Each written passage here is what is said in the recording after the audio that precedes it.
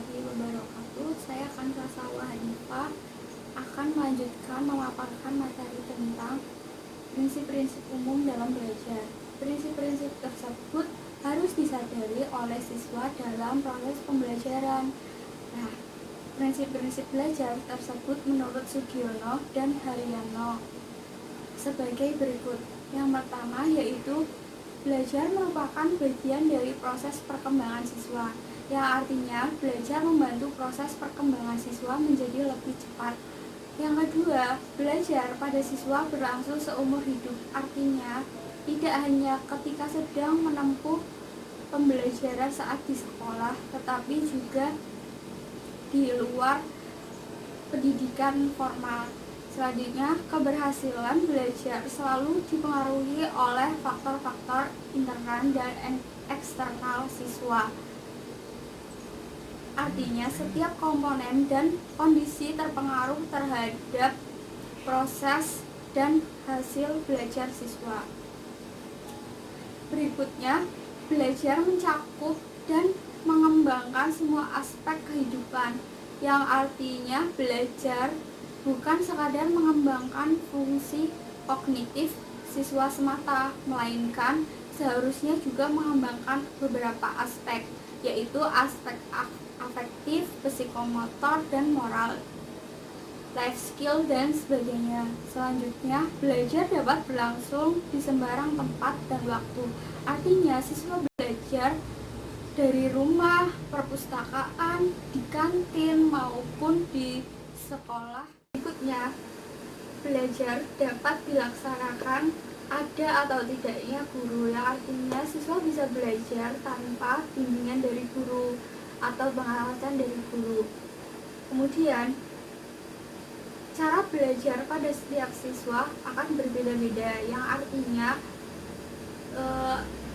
pembelajaran tersebut bisa disesuaikan dengan karakteristik siswanya agar sesuai dengan pemahaman siswa masing-masing tersebut. Berikutnya, proses belajar akan selalu dihadapkan pada hambatan proses belajar, yang artinya akan selalu ada faktor-faktor tertentu yang akan menghambat proses belajar, sehingga perlu mencegah jangan sampai muncul penghambat belajar, dan jika sudah terjadi hambatan, segera mencari solusi. Pada poin D selanjutnya yaitu jenis-jenis belajar. Menurut Gatney mengemukakan 8 jenis belajar, yaitu yang pertama adalah belajar isyarat atau sinyal learning. Belajar melalui sinyal isyarat adalah melakukan atau tidak melakukan suatu karena adanya tanda atau isyarat.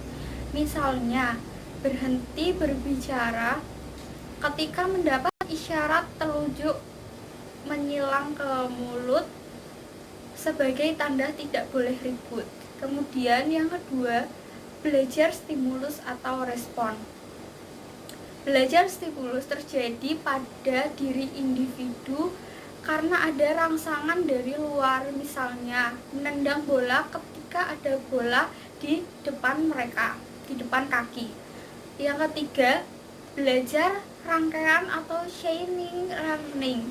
Belajar rangkaian terjadi melalui perpaduan berbagai proses stimulus sebelumnya sehingga melahirkan perilaku yang secara atau spontan, seperti konsep merah putih, panas dingin. Yang keempat, belajar asosiasi verbal. Belajar asosiasi verbal terjadi bila individu telah mengetahui sebutan bentuk dan dapat menangkap makna yang bersifat verbal. Berikutnya yang kelima, belajar membedakan. Belajar deskripsi terjadi bila individu berhadapan dengan benda, suasana, atau pengalaman yang luas dan mencoba yang jumlahnya banyak itu. Selanjutnya, keenam, belajar konsep. Belajar konsep bila individu menghadapi berbagai fakta atau data yang kemudian ditafsirkan dalam suatu pengertian atau makna yang abstrak.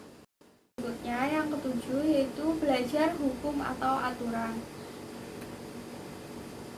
Belajar aturan atau hukum terjadi bila individu menggunakan beberapa rangkaian peristiwa atau perangkat data yang terdahulu atau diberita sebelumnya dan menerapkannya atau menarik kesimpulan dari data tersebut menjadi suatu aturan. Kemudian poin 8 adalah belajar pemecahan masalah. Belajar pemecahan masalah terjadi bila individu menggunakan berbagai konsep atau prinsip untuk menjawab suatu pertanyaan. Poin E yaitu faktor-faktor yang memengaruhi belajar. Yang pertama yaitu ada faktor internal. Faktor internal merupakan faktor belajar siswa yang bersumber dari dalam diri siswa tersebut. Kemudian dalam faktor internal ada faktor fisiologis atau fisik. Faktor jasmani siswa yang dapat mempengaruhi proses belajar siswa antara lain yaitu indera, kondisi badan, anggota tubuh, bentuk tubuh, kelenjar saraf, dan lain-lain. Kemudian dalam faktor internal ada faktor psikis atau psikologis. Faktor-faktor psikologis siswa mempengaruhi proses belajar antara lain yaitu tingkat intelijensi atau kepintaran siswa, terus perhatian dalam belajar, minat dalam terhadap materi, dan lain-lain. Yang kedua ada faktor eksternal.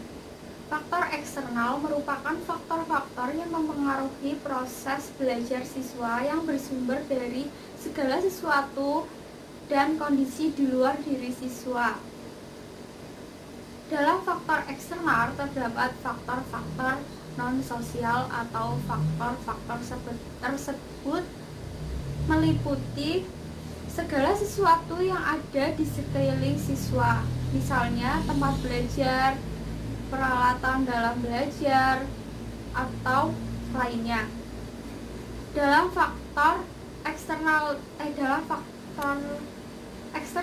juga terdapat faktor-faktor sosial, yaitu menurut Sumadi Suryabarata, yaitu yang pertama faktor lingkungan keluarga, yang kedua faktor di sekolah siswa, kemudian yang ketiga adalah faktor lingkungan masyarakat. Yang ketiga yaitu faktor lingkungan dan budaya mempengaruhi proses belajar siswa antara lain jenis kegiatan yang diikuti siswa di masyarakat, misalnya Karang Taruna, pengurus masjid, ataupun media massa. Terima kasih. Wassalamualaikum warahmatullahi wabarakatuh.